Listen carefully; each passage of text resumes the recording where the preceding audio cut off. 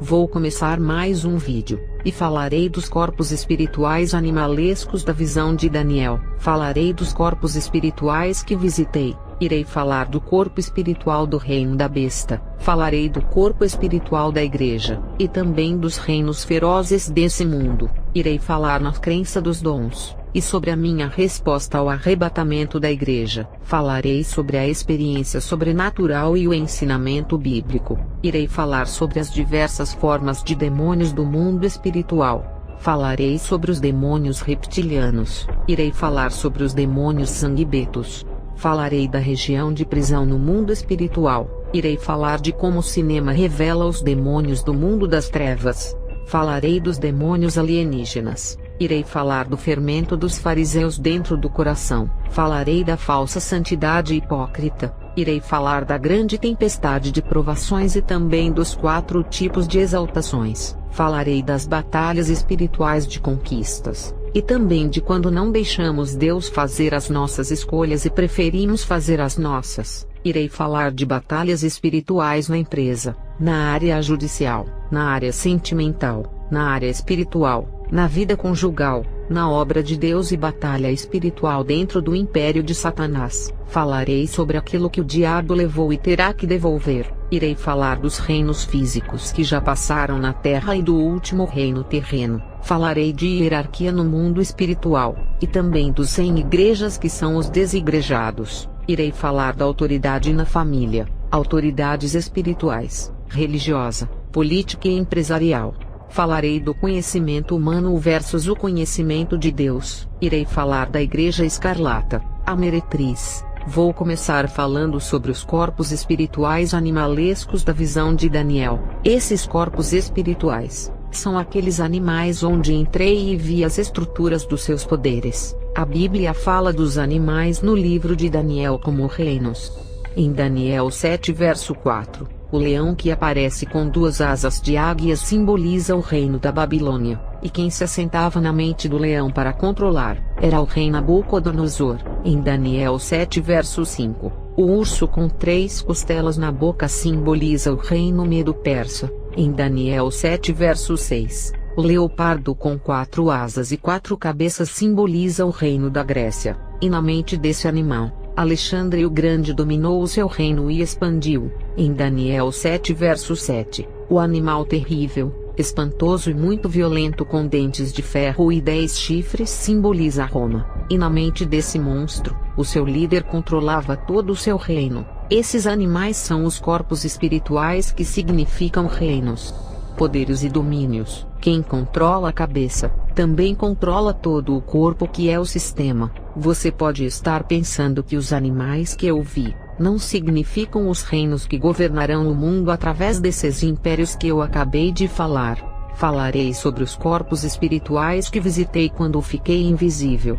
O mundo tem vários reinos, e não precisa ser de um governo para ser chamado de império. Os reinos que eu vi foram os impérios da tecnologia, economia, educação, esporte, financeiro e outros que são apenas partes de um governo, mas mesmo sendo uma pequena parte do governo, não deixam de serem reinos. Quem domina a tecnologia, controla toda a população mundial em um sistema de redes conectando o planeta. Isso é um reino. Quem domina a educação, a cultura e a ciência, controla todas as mentes manipulando em seu favor. Quem domina a economia e as finanças, controla todo o dinheiro do mundo de diversas moedas controlando todos os bancos do mundo. Quem controla a religião, consegue dominar todas as crenças. A Igreja Católica é um reino religioso respeitado pelo mundo, que exerce grande influência sobre todas as nações. A Igreja Católica é a prova de que para ser um reino e controlar uma parte do sistema não precisa ser um reino de governo ou país político.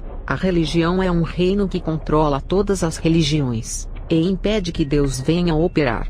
Uma pessoa presa em qualquer religião não enxerga a luz do Evangelho. O apóstolo Paulo, quando estava preso no judaísmo, era um homem cego. A religião faz isso. É uma trave que cobre os olhos das pessoas e impede que vejam a verdade. Tem igrejas evangélicas que são tão religiosas, e colocam um sistema doutrinário que não aceitam a oposição. Tem igrejas que colocam a doutrina chamada de pré-tribulação, que prega a igreja subindo antes da tribulação. Se Deus revelar para algum membro que a igreja não subirá antes da tribulação, eles não creem. Tem igrejas que creem na doutrina da mesotribulação, que é o povo de Deus subindo no meio da tribulação, e se algum membro não concorda, é chamado de rebelde. Tem igrejas que creem na doutrina do pós-tribulação, que é a igreja passando pela tribulação, e quem não acredita é um herege. Todas essas correntes têm erros e alguns acertos. Nenhuma é perfeita. Tudo isso é sistema religioso que escraviza a mente, e não deixa a pessoa pensar diferente e pedir sabedoria a Deus. A pessoa crê na doutrina de sua igreja e não vai mais orar pedindo revelação, porque a sua igreja estabeleceu uma doutrina que o seu pastor assinou, que é dessa forma. E a mente da pessoa que deveria ser livre de crenças para que Deus venha trabalhar em sua mente, dando sabedoria e conhecimento, a pessoa fica com a mente presa naquela doutrina ilimitada para crer somente naquilo que o ministério ordenou a crer. E se Deus der uma experiência, ou qualquer sabedoria que não esteja ligada aos sistemas de crenças do ministério, eles não aceitam, mesmo que o conhecimento que a pessoa recebeu de Deus não prejudique a vida espiritual dos membros. E não adianta fazer discussões inúteis se a igreja irá subir ou não, antes da tribulação, independente se o arrebatamento é antes, no meio ou depois. A igreja que vai se salvar e participar das bodas do Cordeiro tem que ser santa, não importa o período que a igreja será arrebatada. Essas são discussões que não acrescentam em nada. Tem igrejas que acreditam que estão no milênio, e outras creem que ainda está por vir. Tudo isso é a religião que só serve para dividir o povo, formando partidarismo religioso. Congregar é bíblico, tem que ser membro do corpo e fazer parte desse reino espiritual, mas esteja livre para crescer e não deixar os sistemas de doutrinas lhe prender, fechando a sua mente para o entendimento. Com oração e lendo as Escrituras, com o auxílio do Espírito Santo, irá crescer o seu entendimento, igual aconteceu com a mente do meu esposo, que enlargueceu em sabedoria. Imagina se você congrega em uma igreja tradicional que não crê nos dons do Espírito Santo.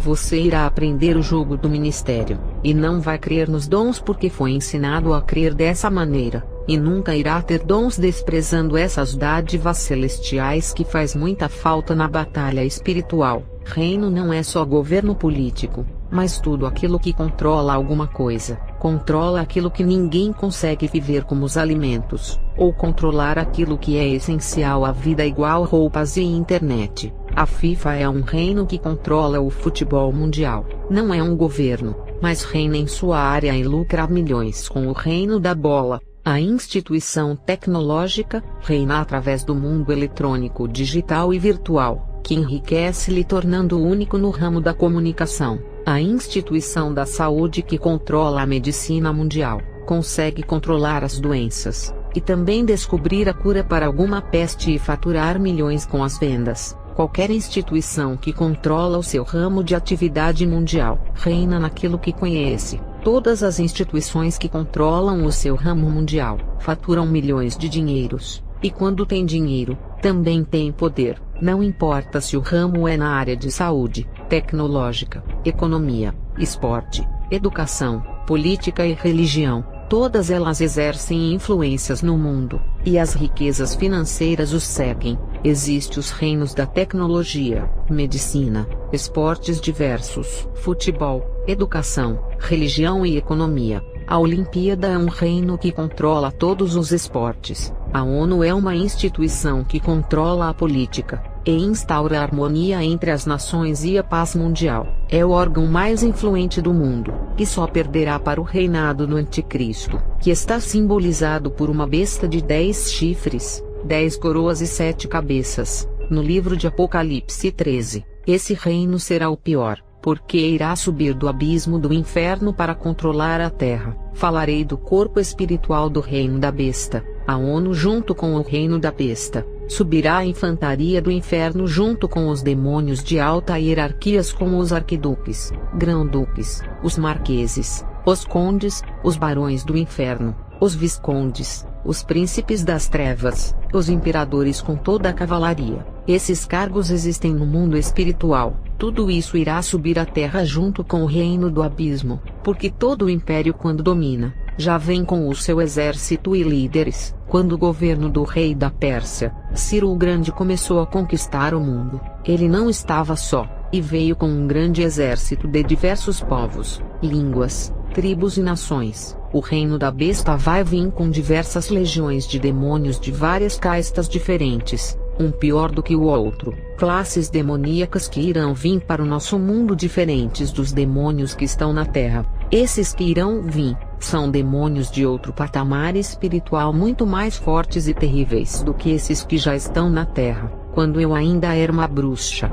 os espíritos da feitiçaria falaram para mim, e algumas bruxas da escola que subiram para a terra, uma classe de demônios nobres do abismo que farão parte do reino das trevas do anticristo, e esses que irão subir do abismo, se unirão com os demônios que já operam nesse mundo, que são os espíritos malignos dos ares, terra e das águas, e ainda a população mundial apoiará esse reino com todos os exércitos de homens de todas as nações, reforçando as leis do reino sombrio do anticristo. No reinado do anticristo, o seu reino irá controlar os dois exércitos que são os soldados espirituais das trevas, e os soldados humanos da terra. Os espíritos dos ares serão lançados na terra, porque a região dos ares é onde os demônios formam barreiras para os anjos não descerem, igual aconteceu com o profeta Daniel, quando os reis da escuridão tentaram bloquear o anjo que estava trazendo uma resposta a Daniel. Esses mesmos demônios tentam bloquear as nossas orações que sobem.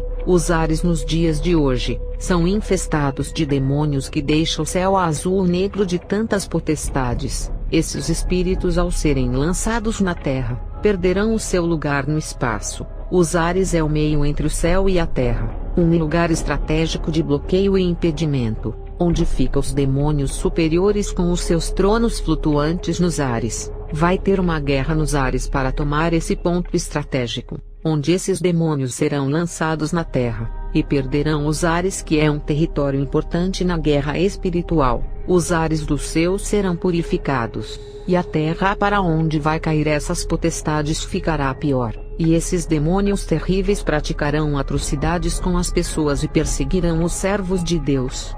Apocalipse 12 verso 12. Portanto, celebrem-no, ó céus, e os que neles habitam, mas ai da terra e do mar, pois o diabo desceu até vocês. Ele está cheio de fúria, pois sabe que lhe resta pouco tempo. Tem irmão que fala, o versículo não está falando de todas as potestades, mas só do diabo. Irmãos, temos que entender que quando um império cai, não só o rei perde, mas todo o seu reino cai com ele. Se o rei cai, junto com ele cai todos os habitantes do seu reino e todos os seus exércitos. Não teria sentido Satanás cair na terra, e as suas potestades continuarem nos ares. É igual fala em Apocalipse 20 verso 10. O diabo que os enganava, foi lançado no lago de fogo que arde com enxofre, onde já haviam sido lançados a besta e o falso profeta. Eles serão atormentados dia e noite para todo sempre. Nesse versículo fala da besta, falso profeta e Satanás, mas não fala das potestades e da terça parte que ele arrastou com ele. Não precisa falar, porque quando um rei perde a guerra, ele não perde sozinho. O seu exército é subjugado. É claro que todos os demônios que trabalham para Satanás serão lançados junto com ele no lago de fogo. Os teólogos falam, essa guerra de Apocalipse 12 verso 12, foi quando Satanás se rebelou. Mas perceba que o versículo é claro ao dizer, ai da terra e do mar, pois o diabo desceu até vocês. Isso significa que no mar já tem os animais e na terra já tem os habitantes. Quando Satanás se rebelou contra Deus, não tinha habitantes na terra. Essa rebelião que ele arrastou a terça parte dos anjos. Isso foi antes da criação de Adão e dos animais do mar. No versículo 12 fala assim, ai da terra e do mar. Não está falando do passado ou época remota antes da criação do primeiro homem, mas a profecia fala que no mar já tem os animais, e na terra já tem os seres humanos. No versículo 12 ainda fala que Satanás desceu com grande fúria, pois lhe resta pouco tempo. Resta pouco tempo significa final dos tempos, e o dia que Satanás será lançado no lago de fogo. Esse versículo não está falando do início do mundo, quando Satanás se rebelou contra Deus e foi atirado. Se esse versículo tivesse falando do começo da rebelião de Satanás, jamais falaria que lhe resta pouco tempo. E se vocês lerem do capítulo 12 em diante, quando o diabo é lançado na terra, o povo de Deus é perseguido. Na rebelião de Lúcifer, não tinha nenhuma pessoa no planeta Terra para ele perseguir, igual fala em Apocalipse 12. Nessa parte que fala, celebrem-no ó céus e os que neles habitam, significa que o céu estava em festa pela tomada territorial dos ares, e que foi lançado as potestades na terra. As orações dos santos vão subir livremente, e os anjos vão descer sem nenhum bloqueio nos ares, e a igreja poderá subir ao encontro do Senhor nos ares. Em um encontro santo entre Jesus e a igreja, não pode ter demônios nos ares para assistir, até porque, das coisas santas o que é maligno não pôde participar. A luz e as trevas não combinam. Os ares serão limpados da presença demoníaca e de sua contaminação para o encontro do noivo com a igreja nos ares. Por isso que os céus celebraram quando Satanás e a sua potestade foram lançados na terra, porque os céus anseiam por esse encontro santo. Qual o versículo que fala da rebelião de Satanás? Lucas 10 verso 18. Jesus respondeu: Eu vi Satanás caindo do céu como relâmpago. Observe que não houve guerra quando Satanás foi expulso. Ele simplesmente foi atirado em alta velocidade igual um relâmpago que cai sobre a terra. É claro que a terça parte que ele arrastou foram lançados juntos na terra. Esse versículo não tem nada a ver com Apocalipse 12 verso 12, onde aconteceu uma guerra e foi nos ares. Já em Lucas 10 verso 18 não houve guerra, e sim uma expulsão da morada santa de Deus. O livro de Apocalipse é um livro do tempo do fim. Apocalipse 12 está falando do final dos tempos. Voltando a falar das instituições, o reino não precisa ser político e não está ligado ao governo. A Igreja de Jesus é a prova de que está reinando na terra sem estar ligada à política. A igreja, mesmo sendo pobre financeiramente e sem poder de influência mundial, foi considerada um reino por ser uma instituição formada pelo povo de Deus. Em 1 Coríntios 12 verso 27, vocês são o corpo de Cristo, e cada um de vocês são membros desse corpo. Romanos 12 verso 4 e 5, fala que somos muitos e formamos um corpo, e cada um está ligado a todos os outros. Efésios 4 verso 4, o corpo é um só, o espírito é um só. Efésios 5 verso 29 e 30, além do mais, ninguém jamais odiou o seu próprio corpo, antes o alimenta e dele cuida, como também Cristo faz com a igreja, pois somos membros do seu corpo. Colossenses 3 verso 15, que a paz de Cristo seja o juiz em seu coração, que vocês foram chamados para viver em paz, como membros de um só corpo. 1 Coríntios 6 verso 15, vocês não sabem que os seus corpos são membros de Cristo. Tomarei eu os membros de Cristo, e os unirei a uma prostituta? De maneira nenhuma. Efésios 4 verso 16, dele todo o corpo, ajustado e unido pelo auxílio de todas as juntas, cresce e edifica-se a si mesmo em amor, na medida em que cada parte realiza a sua função.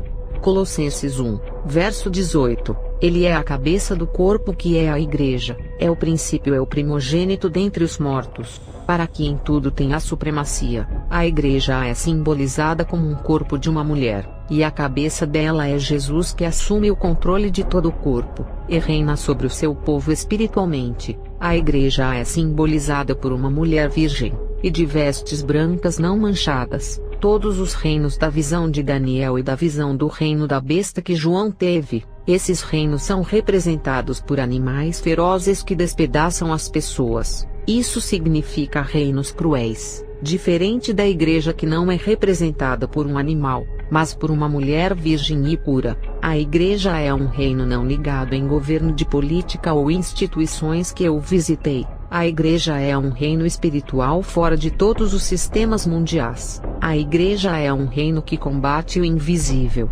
diferente do reino político, que combatem entre eles, e outros reinos que guerreiam por controle comerciais ou ideológicos. A igreja é um reino invisível que ninguém enxerga, Mas esse reino invisível se tornará físico, e a sua realidade será quando Jesus derrubar o último reino do mundo, na qual diz Daniel 2, verso 34, que uma pedra foi cortada, sem auxílio de mãos, a qual feriu a estátua nos pés de ferro e de barro, e os esmiuçou. É esse reino espiritual que incomoda o reino das trevas, porque todos os reinos do mundo estão em poder do reino das trevas. A igreja é o reino na Bíblia que é representado por uma mulher, porque essa representação vem na forma de uma pessoa, e não de animais, porque esse reino que é na forma de uma pessoa, significa um reino humano onde o amor, a união reina. Isso significa que a igreja é um reino espiritual que prega o amor, a salvação e a esperança em Jesus. O reino simbolizado na forma de uma pessoa pura que é a imagem e semelhança de Deus, significa que a justiça irá reinar eternamente.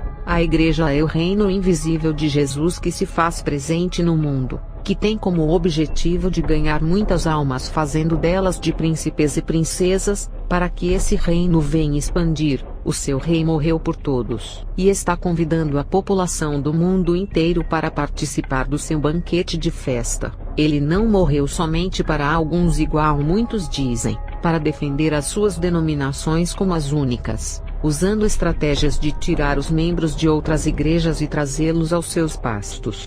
Falarei dos reinos ferozes do mundo. Já os reinos que vêm na forma de animais, significam um reino feroz que despedaça as pessoas sem nenhuma piedade. O reino da Babilônia, liderado pelo rei Nabucodonosor, foi um dos mais cruéis reinos da história antiga, sendo representado por um leão. A Grécia foi representada como um leopardo, animal carnívoro que despedaça as pessoas com as suas garras. A Pérsia como um urso, animal de grande porte que esmaga qualquer presa de carne ao se encontrar com as suas unhas poderosas. O monstro terrível que Daniel viu com 10 chifres, dentes de ferro e as suas patas esmagavam quem estivesse pela frente. E João no Apocalipse, viu as duas bestas como o último reino. Todos os reinos representados pelos animais são irracionais, e fazem tudo sem pensar no povo. Um animal feroz, para ele viver, tem que matar a sua presa para saciar a sua fome. Os animais precisam matar para sobreviverem.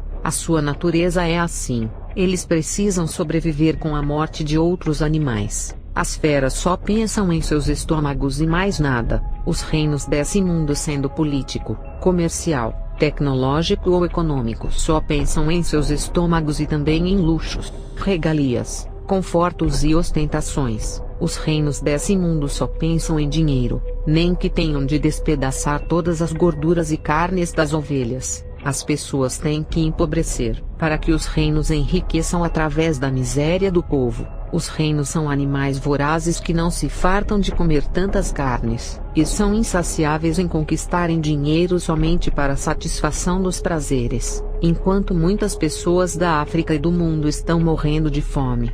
Falarei da crença nos dons. A Igreja de Jesus não se prende às religiões. Isso atrapalha Deus de operar, por causa das doutrinas contrárias à Bíblia que são barreiras para impedir de receber as bênçãos do céu. Houve um caso de uma irmã que estava orando a Deus, e ela recebeu o dom da revelação e o de línguas estranhas. Como ela congrega em uma igreja reformada que não crê nos dons, ela aprendeu que não existem mais os dons porque se extinguiram. Somente na antiguidade que os dons existiram. Essa irmã tem mente a Deus. É um exemplo de mulher santa, e ao receber esses dons, ficou em dúvida se era do Espírito Santo, porque foi doutrinada a não crer nos dons. Ela veio em minha casa chorando, pensando que tinha sido o diabo que deu o dom de línguas e revelação para ela. Eu tive que fazer uma oração pela mente dela, para Deus libertar do sistema religioso que se construiu em sua mente. Eu orei para Deus desfazer esse muro que se levantou dentro da sua mente, e assim ela viesse a enxergar o poder de Deus que já estava trabalhando em sua vida, e dando até dons de presente para essa mulher. Um jovem do mesmo ministério dela, que também foi ensinado a crer da mesma forma, me disse o porquê ele não recebia o dom de línguas estranhas quando pedia a Deus. Eu disse a ele: Tudo é possível ao que crer. Você foi doutrinado a não acreditar, e mesmo que ore a Deus pedindo o dom, o seu coração está com dúvidas. E ele fez algumas perguntas sobre o arrebatamento, mesmo sabendo que o meu ministério é pentecostal. Aquele jovem já estava em dúvida, esperando uma palavra minha para tomar uma decisão, se ficaria ou não em seu ministério não pentecostal. Ele usou o termo arrebatamento para ver o meu ponto de vista. Eu não sou aquela pessoa que se aproveita de uma situação para pescar a alma para o meu ministério. Não trabalho o evangelho dessa forma, se aproveitando de algo que irá me favorecer. Eu não chamei aquele jovem para congregar comigo, porque eu não sei se o lugar dele é lá. Cada pessoa tem o chamado para congregar em um lugar, e quem chama é o Espírito Santo. E quando pensamos que é em nossa igreja que aquela pessoa irá congregar, Deus manda para outra igreja no lugar certo onde o seu ministério irá se cumprir. Sobre congregar em algum lugar, eu nunca falaria para esse jovem congregar em alguma igreja se Deus não me fazer saber, porque é responsabilidade do profeta mandar alguém congregar, sem o consentimento de Deus. E se o jovem desviar, ou ter o seu ministério paralisado na igreja onde o profeta direcionou, quem será culpado, senão o profeta que o direcionou? Sobre pedir revelação sobre congregar em ministério para alguém ser membro, eu não peço, mas oro para Deus revelar a pessoa que precisa de uma igreja para congregar. Falarei sobre a minha resposta sobre o arrebatamento. Eu não assumi a posição da crença do ministério onde congregava, para não assumir partido ou tentar convencer que a minha congregação é melhor do que a dele, mas falei da suficiência do poder de Jesus. A respeito do arrebatamento, eu disse a ele que independente de Jesus vir antes, no meio ou depois da tribulação, se a colheita não estiver madura ele não virá. Jesus não pode arrebatar a igreja antes da tribulação por não estar madura, ou pode fazer que algum avivamento aconteça no meio do povo antes da tribulação. A igreja pode alcançar a metade da tribulação e se aproximar mais de Deus, e assim ser arrebatada ou ficar até o final da outra metade da tribulação. A igreja pode passar pela grande tribulação, e através do sofrimento amadurecer espiritualmente e ser arrebatada. Uma coisa eu tenho certeza, que independente do período, a igreja tem que estar madura para a colheita em um desses períodos. Eu só assumo uma posição em que período a igreja vai subir, se Deus me revelar, e que ninguém é obrigado a concordar e continuar crendo em suas crenças. E se Deus revelar para algum irmão sobre o período em que ocorrerá o arrebatamento, amém, louvado seja Deus. Quando se trata de assuntos que têm dividido opiniões, eu não defendo revelação de ninguém, só faço isso se a revelação não dividir, mas unir o povo, e só dou apoio se o irmão da revelação não defender sistemas doutrinários que não afetam a santidade. Revelação que afirma que aquele sistema é certo, causa mais divisões no meio do povo, e isso não irá fazer uma pessoa crescer na fé, se a igreja subirá antes ou depois. Eu não me posiciono em crer em nenhuma corrente, e prefiro fazer a vontade de Deus. Falarei sobre a experiência sobrenatural e o ensinamento bíblico. Existe uma diferença entre os dois que não pode ser confundida. No YouTube, vemos canais que só postam experiências sobrenaturais e canais de ensinamentos bíblicos. O que me entristece é alguém entrar em um canal que posta experiências sobrenaturais e fica comparando com versículos da Bíblia como se o canal fosse de heresias ou de alguma seita. Se o canal é de ensinamento bíblico é diferente. Pode colocar comentários por ter dúvidas de algum ensino, sem ofender ou contender. Canal de experiências. Não há explicação de querer procurar uma experiência pessoal que a pessoa teve com Deus, querendo achar na Bíblia. É a mesma coisa de pegar a minha experiência de quando era bruxa e querer encontrar na Bíblia. Isso é pura malícia, porque a pessoa que está fazendo isso, sabe que um testemunho dessa extensão não vai estar na Bíblia. Primeiro, a maioria das experiências que eu tive era quando estava no mundo das trevas, e algumas depois de cristã.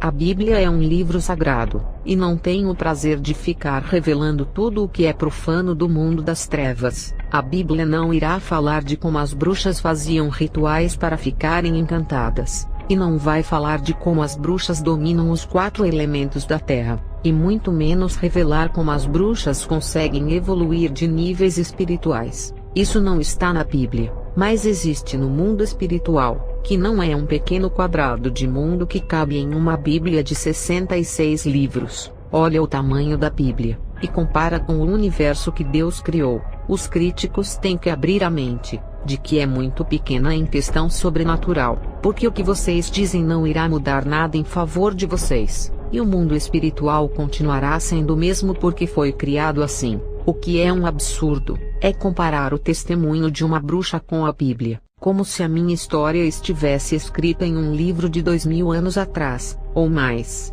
A maioria diz que o Antigo Testamento tem entre 2.450 a 3.500 anos, e o Novo Testamento com seus 1.600 anos, e querem que a minha vida esteja escrita nesse livro. Se querem provar dos rituais que as bruxas fazem, não é na Bíblia que irão encontrar, mas em diversos livros de feitiçarias. Se os críticos não acreditam que uma bruxa pode se materializar, então compra os livros e façam os rituais vocês mesmos, e vejam a prova. A Bíblia não é um livro de feitiçaria, mas é o livro da salvação. Tudo o que um crente precisa para ser salvo está ali, conforme o salmista falou, que a palavra de Deus é a lâmpada para os nossos pés e luz para o caminho. Essa palavra está escrita no livro de Salmos 119 verso 105. É um livro da luz, e não tem prazer de revelar as trevas. Vocês só irão ler sobre feitiços de bruxaria no livro de Êxodo capítulo 7 e o capítulo 8, quando os magos de Faraó imitaram os milagres que Arão e Moisés realizaram. Porém, fala que os magos praticaram bruxaria, mas não ensina quais são os rituais que eles fizeram para alcançarem aquele nível. A Bíblia nunca irá revelar como praticar os poderes das trevas, e depois a Bíblia não fala mais sobre esses feitiços, porque o propósito da palavra é salvar, mas os magos provaram que a magia oculta é possível. Isso que vocês leram no livro de Êxodo, é brincadeira de criança para os feiticeiros de hoje. A magia moderna de hoje está muito mais evoluída. As bruxas e bruxos conseguem fazer coisas ainda piores do que os magos de Faraó. Falarei das diversas formas de demônios do mundo espiritual. Um crente da minha rua que vivia orando a Deus falou de uma visão que ele teve de um demônio que era parte inseto, parte humano e parte cachorro, e os críticos da igreja começaram a questionar aonde estava na Bíblia. É claro que esta descrição de demônios não está na Bíblia, e a pessoa usa esses argumentos para escandalizar o irmão na frente dos membros da igreja, fazendo ele se passar por louco. A Bíblia não tem o prazer de fazer aquela propaganda do diabo, falando de suas características de como ele é. A Bíblia não faz marketing para ele ficar famoso através da sua altura, peso, olhos e cor, porque muitos que criticam as experiências, queriam que a Bíblia falasse todas as características demoníacas, dando mais ênfase ao diabo do que nas coisas de Deus, porque todas as visões eles querem que estejam na Bíblia para acreditarem nos relatos. E tem irmãos que falam assim: esse demônio que você viu da forma de um crocodilo não está na Bíblia. Isso é uma mentira. É só olhar para Efésios 6 verso 12, e prestem atenção ao que o apóstolo Paulo revelou. Ele falou de todos os inimigos da igreja em plural como potestades, príncipes das trevas, as hostes e os principados. Se a palavra potestades está no plural, significa milhões de demônios. Será que todos esses milhões de demônios têm a mesma aparência? As hostes da maldade, que são outras classes de demônios, será que eles têm o mesmo tamanho? Os príncipes das trevas, que são vários, será que eles são gêmeos e fazem as mesmas funções? E os principados, que também são muitos, será que esses chefes realizam as mesmas atividades e controlam a mesma classe de demônios? Pode um monte de principados trabalharem só na área do álcool, para que tanto chefe em um setor, sabendo que existem no planeta Terra vários setores para eles trabalharem, ficando um em cada setor. Cada principado tem o seu território de controle, sem precisar um interromper o outro. Efésios 6 verso 12, está falando que existem classes de demônios, uma diferente da outra, e se existem classes diferentes, cargos de hierarquias diferentes, sendo assim, Também existem espécies diferentes, formas diferentes e demônios com aparência diferente. Não pense que os demônios são iguais em aparências, e têm os mesmos cargos fazendo as mesmas obras malignas. Então, se um irmão relatar uma espécie de demônio que ele viu, não zombe. Em cada classe demoníaca que o apóstolo falou em Efésios 6 verso 12, está no plural, o que significa que são milhões deles. Se algum irmão ver 2 demônios, um diferente do outro em suas formas e aparências, os críticos queriam que uma classe de milhões de demônios fosse igual em suas aparências, todos gêmeos. Tem críticos que só enxergam os demônios fazendo as mesmas atividades, e que não podem cada um deles fazer algo diferente um do outro. E quando um testemunho fala que um demônio atacou a igreja com dardos, uns até dão risadas, sabendo que em Efésios 6 verso 16, fala dos dardos inflamados do maligno, e quando fala que as bruxas lançam dardos nos crentes não acreditam. Esses mesmos dardos inflamados que os demônios atiram, são os mesmos que os bruxos lançam nas pessoas, sejam para inflamar a carne ou a alma. As bruxas também recebem dons e autoridades para ferirem as pessoas, e só Jesus que deu autoridade para os crentes pisarem em cima de serpentes e escorpiões.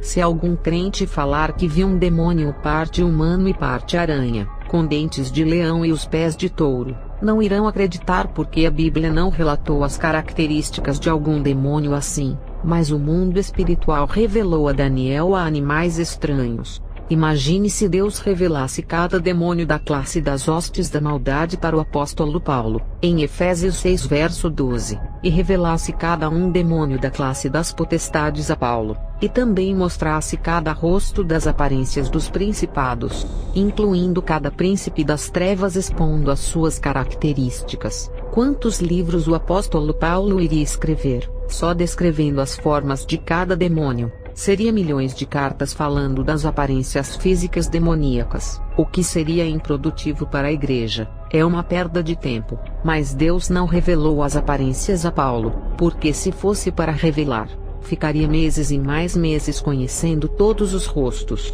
Isso não edifica a igreja. Então Deus só revelou que existem potestades, hostes e príncipes das trevas. Isso já é o suficiente para saber que cada classe tem milhões deles, de diferentes aparências e formas, mas tem irmãos que recebem algumas revelações, das formas físicas que estão incluídas em uma dessas classes de demônios do livro de Efésios 6 verso 12. Deus não irá revelar milhões dessas aparências demoníacas, porque foram 1/3 de milhões e milhares de anjos que foram lançados na terra, mas alguns demônios, Deus revela as suas aparências com certeza. E tem os crentes críticos que zombam quando um irmão começa a falar que viu um demônio de uma aparência de alienígena. Se não acreditam, o que falar de Apocalipse 9, verso 3 ao 7, da fumaça saíram gafanhotos que vieram sobre a terra, e lhes foi dado poder como o dos escorpiões da terra. Eles receberam ordens para não causar dano nem à relva da terra,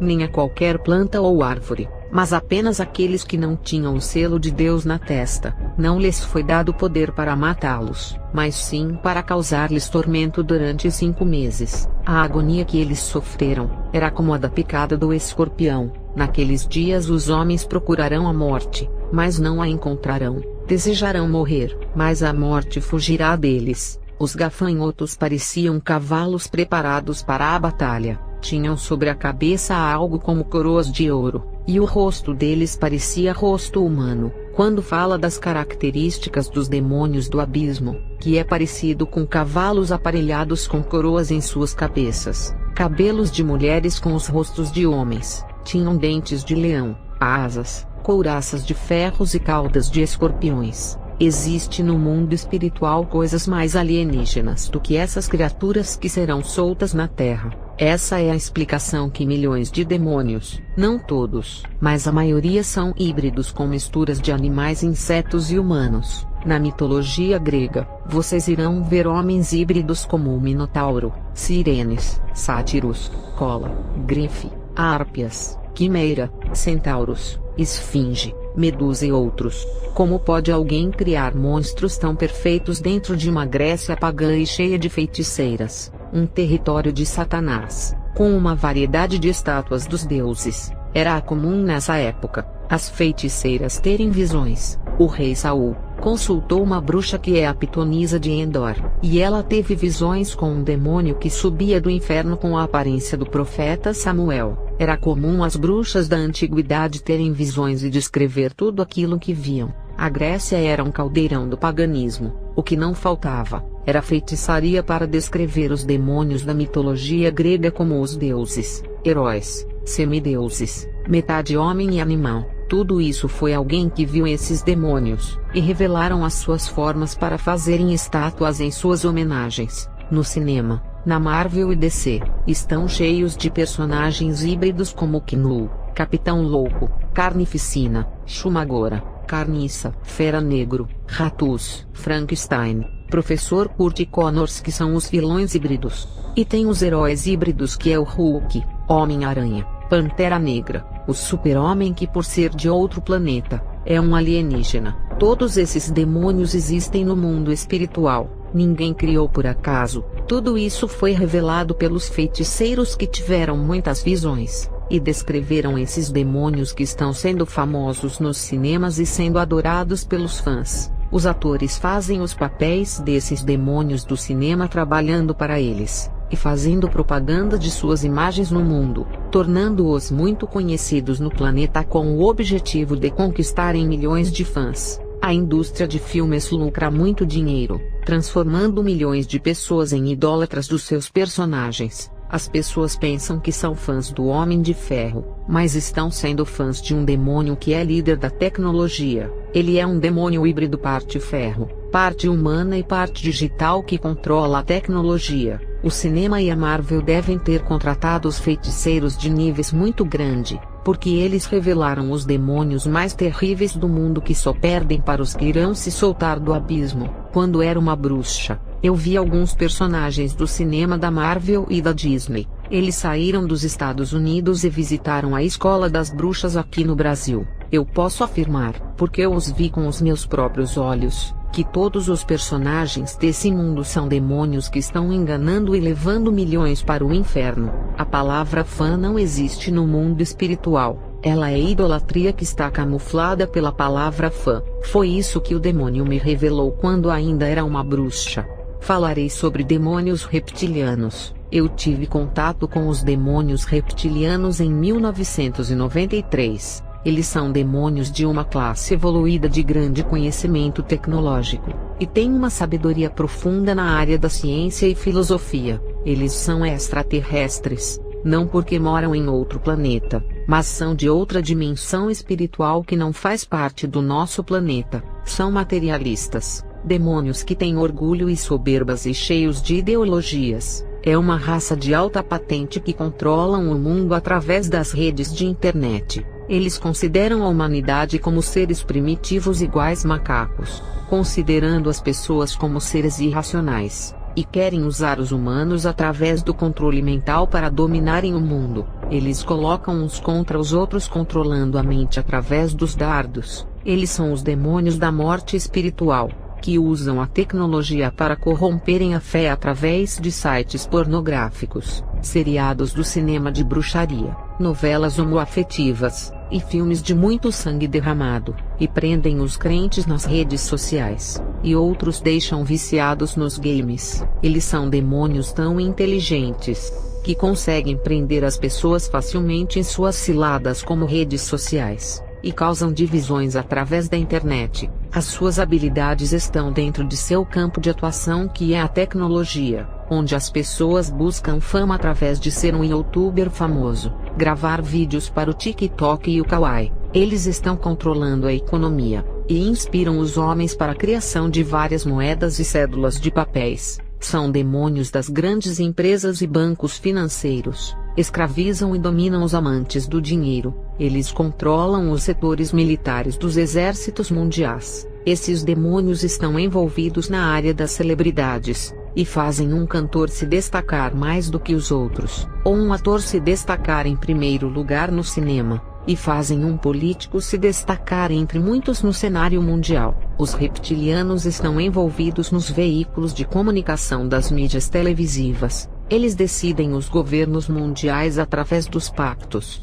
Eles controlam a sociedade maçônica e a elite global dos Illuminates. Eles são os demônios que atuam na vida das pessoas mais influentes e famosas no mundo. Os reptilianos são uma classe nobre de demônios lagartos, que controlam a tecnologia alienígena, que é essa tecnologia de hoje. Eles são chamados de alienígenas, e trabalham no controle mental, que é alienar as pessoas. Eles são descendentes da serpente do Jardim do Éden, sendo da mesma classe luciferiana. A serpente ofereceu o fruto da ciência do bem e do mal, e através dessa árvore, os reptilianos começaram a desenvolver a ciência, fazendo a tecnologia alienígena ou de alienação avançar. Os Illuminates se consideram como os filhos deles e descendentes da família da serpente do Éden. Os reptilianos têm as mesmas características da serpente, porque enganam e seduzem. A bruxa Helena Blavatsky falou deles, porque conhecia bem essa classe. Eles não são de carne igual muitos dizem. Eles são demônios serpentinos, perversos e astutos que se materializam em celebridades assumindo a forma de pessoas famosas. Esses demônios serpentiformes estão trabalhando para a marca da besta controlar a Terra. Eles se transformam em discos voadores e em extraterrestres. Se uma pessoa dizer que viu um extraterrestre ou algum disco voador, acreditem, porque são os reptilianos que se transfiguram nessas coisas. Eles também podem abduzir uma pessoa que é rapto em alta velocidade, e com a abdução, eles podem jogar qualquer pessoa em uma parte do planeta. Falarei sobre os demônios Anguibetos. Eu viajei para o país da África em 1997, onde conheci os Anguibetos, que é uma classe de demônios territorialistas, que somente são encontrados em 2 países da África chamados de Togo e Benin. Eles são os guardiões de Benin e Togo, e são uma classe de demônios que se materializam através dos trajes de palhas, e podem ajudar a capturar ladrões pelas ruas. Eles têm habilidades mágicas, e usam trajes de palhas. Tem bruxos que invocam um desses demônios para vigiarem a sua casa, e quando os ladrões veem o espírito vestido de palheiro, saem correndo. Teve um caso de um ladrão, que roubou a casa de um feiticeiro africano. O demônio Zanguibeto se materializou usando o palheiro e perseguiu o ladrão, capturou e puniu ele na frente do bruxo. Eles agem como policiais quando são invocados através da religião Yorubá, que faz ritual de vodu para eles se manifestarem e se materializarem. Esses espíritos vigiam as pessoas à noite e rastreiam. Eles são os guardiões vodu da noite da religião Yorubá, conhecidos como homens da noite. São demônios da vigilância territorial que dominam esses 2 países africanos. Pastores que fazem cultos à noite nesses países irão ficar de frente com esses espíritos malignos. Esses demônios patrulham os seus territórios, para verem se alguém está invadindo os seus territórios e roubando as suas almas. Iguais os pastores que vão pregar em suas áreas e são confrontados, eles se materializam em fantasias de palheiro para se comunicarem com as pessoas. Eles assustam as pessoas com essas fantasias. Eu pude ver um deles se materializando no meio do povo, e somente os bruxos de alta escala conseguem invocar eles para possuírem os trajes de palhas. Falarei das regiões de prisões que ficam no mundo das trevas, lugar de transição para o inferno. Esse lugar não é o inferno, mas um lugar de transição ao inferno, porque é um lugar de prisão espiritual para quem está no pecado. O que será revelado aqui é o estado espiritual das almas que vivem na Terra. Em 1999, um dos demônios da bruxaria me levou em corpo na divisa do mundo espiritual e o físico, que é como uma linha que separa o sobrenatural do natural. Eu estava em uma parte do mundo espiritual, que fica no meio entre a Terra e o inferno. Eu fiz rituais em casa me preparando para ver esse lugar, e quando o demônio segurou o meu braço, chegamos nesse lugar escuro chamado de Terra da Transição entre o nosso planeta e o inferno. Eu conseguia ver o portão do inferno, que era a boca que estava fechada naquele momento. Esse lugar de transição era escuro, e eu vi pessoas presas ali. O demônio disse que aquelas pessoas que estavam presas ali, são várias pessoas que estão vivas na Terra. Aquelas pessoas que estão presas nesse lugar não são elas, parecendo cópias das pessoas vivas, mas uma representação do estado em que elas se encontram. Elas estão vivas, mas as suas almas estão presas espiritualmente, mesmo que as suas almas estejam dentro dos seus corpos. Eu vi uma moça da minha rua naquele lugar escuro, presa em um buraco de lama que prendia ela igual chiclete na terra. A moça tentava sair daquele barro viscoso com as suas próprias forças, mas não conseguia sair, e quanto mais ela lutava, mais afundava naquele lodo barrento que fedia carne podre. Eu sentia o cheiro muito forte, parecia areia movediça que puxava a moça para baixo com aquele limo imundo que estava no corpo dela. Eu nunca vi uma argila daquela que parecia fezes. O demônio não me revelou o segredo daquele lugar, porque eu iria descobrir que espiritualmente estava presa naquele lugar. Mas quando me converti, eu descobri que aquela moça estava presa em seu pecado e não conseguia sair. Todas as pessoas que praticam pecados na terra, as suas almas ficam presas no mundo espiritual. A alma da pessoa, mesmo estando no corpo, fica uma cópia dela representada no mundo espiritual das trevas como uma cópia da original. Por isso que muitas almas são oprimidas e têm depressão, por ter uma parte dela naquele lugar. E aquela moça praticava o pecado da fornicação que lhe prendeu em prisão espiritual. Não era só ela que vi presa nas lamas daquele lugar, mas muitas pessoas também. Eu vi vários tipos de prisões espirituais nesse lugar. Eu vi poços das aflições que prendiam as almas, não deixando elas saírem. Todas as vezes que elas subiam até a borda do poço, escorregavam e caíam para dentro dele de novo. Aquelas almas estavam sedentas naqueles poços, porque se entregaram aos próprios pecados, tentando se saciarem em seus próprios prazeres. Jeremias 2 verso 13. O meu povo cometeu 2 crimes. Eles me abandonaram, a mim, a fonte de água viva, e cavaram as suas próprias cisternas, cisternas rachadas que não retêm água. João 4 verso 13 e 14. E quem beber dessa água terá sede outra vez, mas quem beber da água que eu lhe dar, nunca mais terá sede, e nele se fará uma fonte de água jorrando para a vida eterna.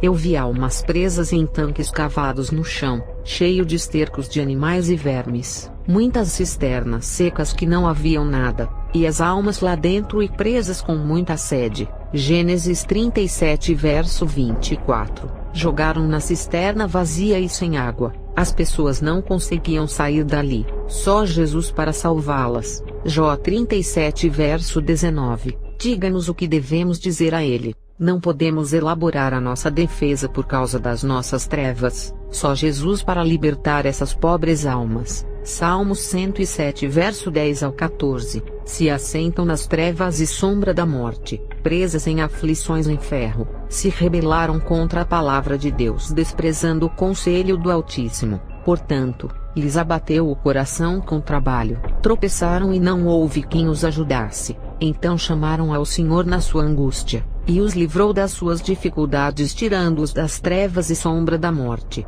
e quebrou as suas prisões. Esse versículo é a prova de que as pessoas podem ficar presas no mundo espiritual das trevas, que não é o inferno. Nessas prisões espirituais há libertação, porque embora a alma da pessoa esteja presa nas trevas, elas continuam vivas na terra. Só não há mais esperança quando o corpo morrer. Eu vi almas presas nas cavidades da angústia dentro da terra. Essas perfurações terrenas são grandes crateras que prendem a alma adentro, e causam dores na alma através do vazio e solidão espiritual. São buracos sombrios das dores. Eu vi fossas de imundícias que estavam cheias de lágrimas das pessoas de tanto chorar ali dentro. Salmos 69 verso 1, 2, 13 e 5. Livra-me, ó Deus, pois as águas entraram até a minha alma. Atolei-me em profundo lamaçal, onde se não pode estar em pé. Entrei na profundeza das águas onde a corrente me leva. Estou cansado de clamar, a minha garganta se secou, os meus olhos desfalecem esperando meu Deus. Tu, ó Deus, conheces a minha insensatez, e os meus pecados não te são encobertos. Eu vi pessoas presas nos túmulos da morte, mas não conseguiam escapar dali. Essas catacumbas exalavam o fedor de carniça daquelas pessoas, porque os seus pecados fedem no mundo espiritual e são os sepulcros caiados. Ali tem todos os tipos de pecados, como o aborto, adultério, traição, apostasia, blasfêmia, furto, inveja, raiva, homicídio, feitiçaria, estupro, terrorismo, masturbação, pornografia, idolatria, religiosidade e outros tipos de pecados. Eu vi pessoas presas em tocas com animais ferozes que os atormentavam. Eu vi pessoas presas em cavernas de rocha, e não conseguiam achar a porta da saída por causa da escuridão das grutas. Eu vi pessoas em covas com águas sujas, simbolizando os prazeres carnais onde elas saciam as suas sedes. Salmos 69 verso 14. Tira-me do lamaçal e não me deixes atolar, seja eu livre dos que me aborrecem e das profundezas das águas. Isaías 38 verso 17. Eis que foi para mim a paz que tive grande amargura, mas a te agradou livrar a minha alma da cova da corrupção, porque lançaste para trás das tuas costas todos os meus pecados. Eu vi almas presas em covas, em poços de águas imundas e também em lamas parecendo pastas fedidas. Porque as almas estão presas em poços de águas imundas ou em covas secas, porque não querem se saciar com a água da vida. Jesus convida em João 7 verso 37 e 38, se alguém tem sede, venha a mim, e do seu interior fluirão rios de águas viva. João 6 verso 35, eu sou o pão da vida, aquele que vem a mim nunca terá fome, aquele que crer em mim nunca terá sede. Isaías 12 verso 3. Com alegria vocês tirarão água das fontes da salvação. Eu vi laços diabólicos enrolados no corpo das almas da cabeça aos pés, e ainda dava vários nós os prendendo. Salmos 124 verso 7. A nossa alma escapou, como um pássaro do laço do passarinheiro, e o laço quebrou-se, e nós escapamos. 1 Timóteo 3 verso 7. Convém também que tenha bom testemunho dos que estão de fora, para que não caiam em afronta, e no laço do diabo. Eu vi crentes que caíram em ciladas na terra, e as suas almas chegarem nesse lugar trazidas pelos demônios. As suas almas estavam presas em grilhões das trevas e ficaram nesse lugar. Eles foram oprimidos e subjugados. Muitas armadilhas que são preparadas para os crentes na terra, e eles caem no mundo espiritual das trevas, e as suas mãos ficam encadeadas. Um fica preso no outro, unidos pela mesma cadeia presa nos pés de cada um. Isso acontece quando um participa do pecado do outro se tornando cúmplices. Eles ficam presos em cadeias que são aqueles anéis ou tornozeleiras que prendem os seus pés, tirando as suas liberdades de servirem a Deus. Eles ficam confinados e encadeados no mundo espiritual das trevas. Essas são as cadeias do sofrimento das almas, as tornozeleiras da ruína espiritual. Eu vi vários tipos de prisões como os cárceres da amargura que parecem com os presídios da terra. Esses presídios estavam cheios de pessoas aprisionadas, e mais demônios chegavam com mais pessoas e lançavam ali dentro. Esses são os cárceres da tristeza. Os demônios prendem as almas das pessoas por infringirem as leis do mundo espiritual, porque elas cometiam um crime que é o pecado, e assim os demônios os acorrentavam, e amarravam com as correntes da destruição e deixavam todos presos. As pessoas eram detidas pelas legalidades que abriram no mundo espiritual.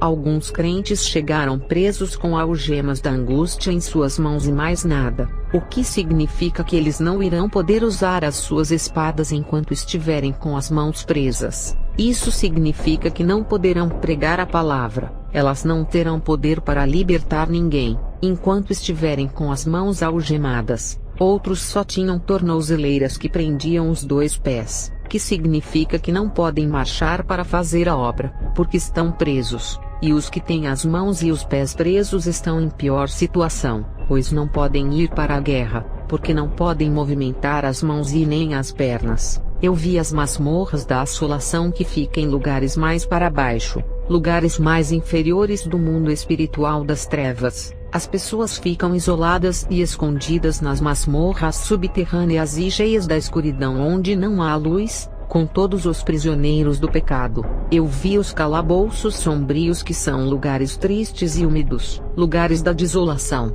Os calabouços ficam nos lugares mais fundos da terra, bem mais próximo do inferno. Eu vi jaulas de leões com barras de ferros onde as almas não conseguem ficar em pé, e têm que se dobrar ali dentro para caber. Essas jaulas diabólicas são muito pequenas para uma pessoa ficar ali. Todos que são filhos da ira, valente, ferozes e bravos são tratados no mundo espiritual igual a um leão, e tem que ser preso. Essas jaulas oprimiam as pessoas que ficavam lá dentro, e não conseguiam se mexer. Isso significa opressão na vida espiritual, na vida do crente. Eu vi gaiolas infernais, que prendem todos aqueles que querem voar para a liberdade, fazendo tudo o que quiserem em suas vidas. Essas prisões são para aqueles que vivem fazendo tudo aquilo que quiserem com o seu corpo, como ficar bêbado e drogado, se prostituir e dançar, e outras coisas prazerosas para a carne. No mundo espiritual, estão presos em gaiolas por querer serem livres, e têm depressões porque estão presos em gaiolas,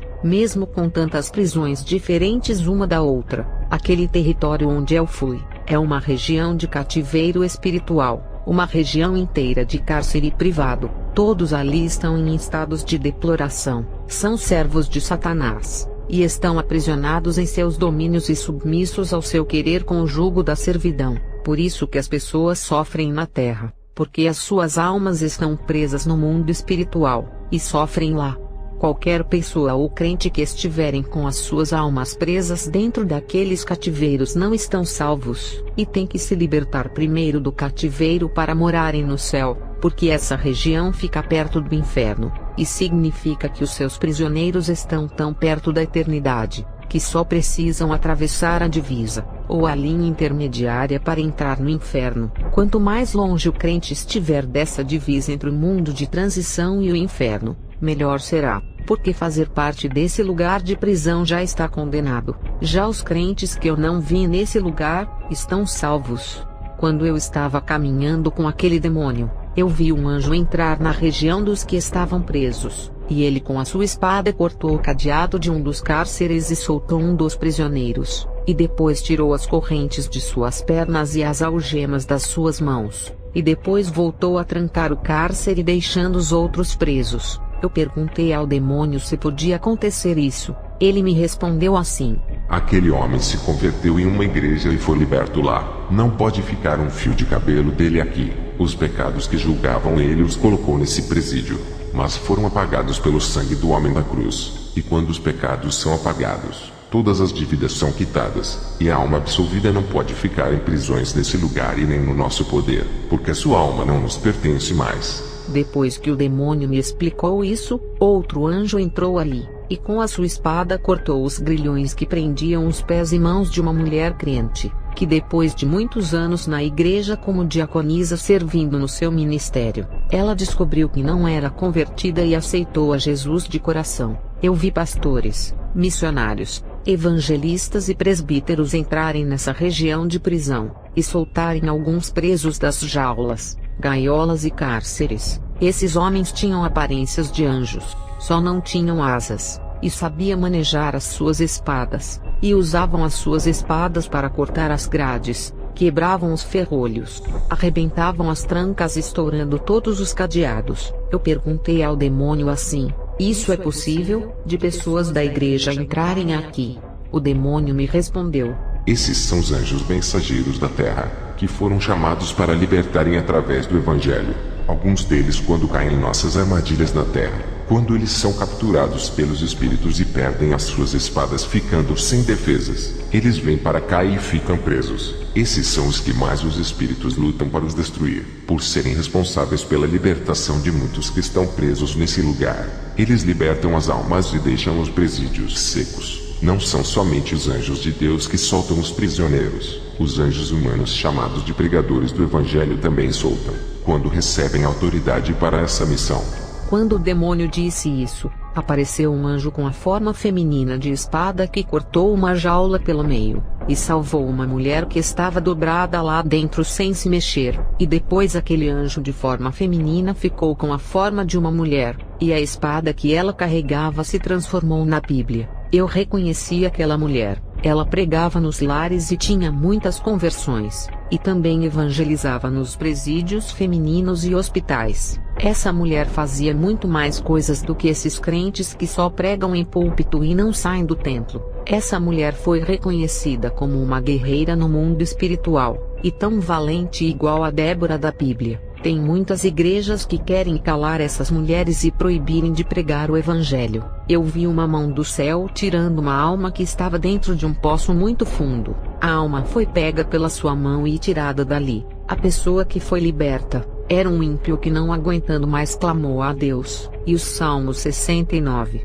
verso 1 ao 5 se cumpriu na vida dele, que diz: livra-me, ó Deus, estou preso no lamaçal e não posso ficar em pé, e as profundezas me levam com as suas correntes, e as águas invadem a minha alma. Eu acredito que aquela mão gigante que puxou o homem era do próprio Deus a quem ele clamou. O que eu entendi sobre as pessoas que estavam libertando as almas na região das prisões são as que pregam o evangelho na terra. Tudo o que eles fazem na terra se reflete no mundo espiritual em suas ações, porque eu vi uma bruxa que estava fazendo um ritual para um homem lá na terra, e no mundo espiritual das trevas, a bruxa apareceu levando o homem todo acorrentado para um cárcere no lugar de transição espiritual. Aquela bruxa tinha feito um ritual de amarração para prender a vida do homem, e assim nada dá certo. As ações dessa bruxa refletiam como espelho no mundo espiritual, mas em uma forma figurativa. Todas as pessoas que não pertencem a Deus têm uma cópia de sua alma, uma representação dela como uma imagem, ou alguma coisa que figura ela no mundo espiritual das trevas. E quando um demônio mexia na cabeça da alma que estava presa no lugar de transição, a pessoa que estava na terra ficava louca, porque existe uma forte ligação dessas representações com as pessoas, como se fossem seus espelhos que estão ali. Isso aplica à ligação que o mundo espiritual tem com o nosso mundo. Tudo o que fazemos na terra tem consequências no mundo espiritual. Um boneco de vodú no mundo espiritual é uma representação da pessoa por ter uma parte dela. É com esse boneco que a bruxa consegue atingir a vida de uma pessoa sem Deus. No mundo espiritual, fica uma imagem da pessoa igual à do boneco presa no mundo de transição, que é uma parte sombria das trevas. Essa região de prisões é uma transição para o inferno, que prova a realidade espiritual. Salmos 142 verso 7. Tira a minha alma da prisão para que louve o teu nome. Os justos me rodearão, pois me fizeste bem. Esse versículo é a prova de que o corpo pode estar livre, mas a alma pode estar aprisionada no mundo das trevas. A região de prisões tem os demônios que trabalham na alma. Salmos 44 verso 18 e 19. O nosso coração não voltou atrás, nem os nossos passos se desviaram das tuas veredas, ainda que nos quebrantastes num lugar de dragões, e nos cobriste com a sombra da morte. A região de prisão é um lugar de dragões, simbolizando os piores demônios do mundo das trevas. É o lugar de prisão da alma que fica no mundo das trevas. Não é o lugar da morte por não ser o inferno, mas a sombra da morte passa pelas pessoas que estão presas, causando grande sofrimento. Salmos 88 verso 12. Acaso são conhecidas as tuas maravilhas na região das trevas, e os teus feitos de justiça na terra do esquecimento? Terra do esquecimento é quando a alma da pessoa está presa no mundo das trevas, e ninguém se lembra dela, e nem oração fazem e nem vão visitá-la. Ela fica sozinha no pecado, e a solidão que entra no seu coração é porque a sua alma está abandonada na terra do esquecimento. Às vezes, a pessoa está em um baile cheio de pessoas, bebe, conversa e pratica atos sexuais, mas se sente sozinha, porque a sua alma está abandonada e no esquecimento, e nada do que faça irá tirar a sua alma da prisão, a não ser uma libertação dos seus pecados para que a sua alma saia da região das trevas. Todas essas pessoas têm vários pecados, mas tem aquele pecado preferido que a pessoa mais pratica, e se torna escrava. O pecado torna-se um vício, e a alma da pessoa fica aprisionada na região das prisões. E até os crentes podem não estar libertos, e com a sua alma presa em um lugar da região das trevas. Uma prostituta, embora participe de todos os pecados, o que mais ela gosta é da área sexual, e vai ser essa área que vai aprisioná-la no mundo espiritual. Um viciado no alcoolismo que também pratica vários pecados, só será preso na área que mais ele é viciado. O pecado que a pessoa mais gosta de fazer se torna o seu Deus, que irá levá-la ao inferno. Para se livrar dessas prisões do mundo espiritual, não adianta ser um membro de igreja ou um pregador da palavra de Deus. A pessoa que vive dessa maneira é apenas mais um joio da igreja. A conversão tem que ser verdadeira, e o próprio Jesus libertará a alma dessa região das trevas. Isaías 42 versos 6 e 7. Eu, o Senhor, o chamei para a justiça, segurarei firme em sua mão, eu o guardarei e farei de você um mediador para o povo e uma luz para os gentios, para abrir os olhos dos cegos, para libertar da prisão os cativos e para levar do calabouço os que habitam na escuridão. Quando Jesus chama para viver uma vida reta, ele segura em suas mãos, e lhe fará um pregador dos povos gentios para abrir os olhos dos cegos, e libertar as almas que estão presas em cativeiros e calabouços, tirando essas almas que habitam na escuridão, embora elas vivam no mundo, trabalhem e façam algum curso parecendo normal, a sua alma pode estar presa e vivendo na escuridão. Mateus 11 verso 28. Venham a mim, todos os que estão cansados e sobrecarregados, e eu vos aliviarei. Salmos 18 verso 19. Ele me deu total libertação, livrou-me porque me quer bem. Gênesis 49 verso 18. Ó Senhor, eu espero a tua libertação. João 8 verso 36. Portanto, se o Filho vos libertar, sereis livres. Colossenses 1, verso 3 e 14. Pois ele nos resgatou do domínio das trevas, e nos transportou para o reino do seu Filho amado, em que temos a redenção, a saber, o perdão dos pecados. Quando praticamos o pecado, vivemos no reino das trevas servindo o rei da escuridão, e ficamos presos nos calabouços do seu castelo das trevas. Essa prisão, são essas regiões de prisões que ficam no mundo espiritual. Quando somos redimidos pelo sangue de Jesus, ao nos arrependermos dos nossos pecados, ele nos resgata dos domínios das trevas, nos tira do reino das trevas e nos transporta para o seu reino de luz, o reino do Filho de Deus que se formou na terra através da Igreja Santa. 2 Coríntios 3 verso 17. O Senhor é o Espírito, e onde está o Espírito do Senhor, ali há liberdade. Só estaremos livres das regiões espirituais das trevas quando estamos livres para servir a Deus. Salmos 119 verso 45. Andarei em verdadeira liberdade, pois tenho buscado os teus preceitos. O desejo de Jesus é trazer a liberdade aos prisioneiros. Isaías 32 verso 18. E o meu povo habitará em morada de paz, e em morada bem segura, e em lugares quietos de descanso. Jesus quer tirar as almas que estão presas nos cativeiros e dar descanso. Efésios 4 verso 8. Por isso diz: subindo ao alto, levou os cativos do cativeiro e deu dons aos homens. Essa palavra se torna real quando a pessoa deixa de ser propriedade do inimigo e passa a ser de Deus. Muitos estão sendo prisioneiros e trancados nos calabouços da escuridão, por serem escravos desse mundo fazendo a vontade dele. Mas há esperança para quem está com as suas almas presas nas cavernas escuras. Só não há esperança se a sua alma sair da região espiritual de prisões e cair no inferno. Todos esses lugares de prisões que eu vi na região de prisões, também tem no inferno, mas de lá não pode mais sair. Essas regiões de prisões, as almas saem dali para servir a Jesus, ou para o inferno.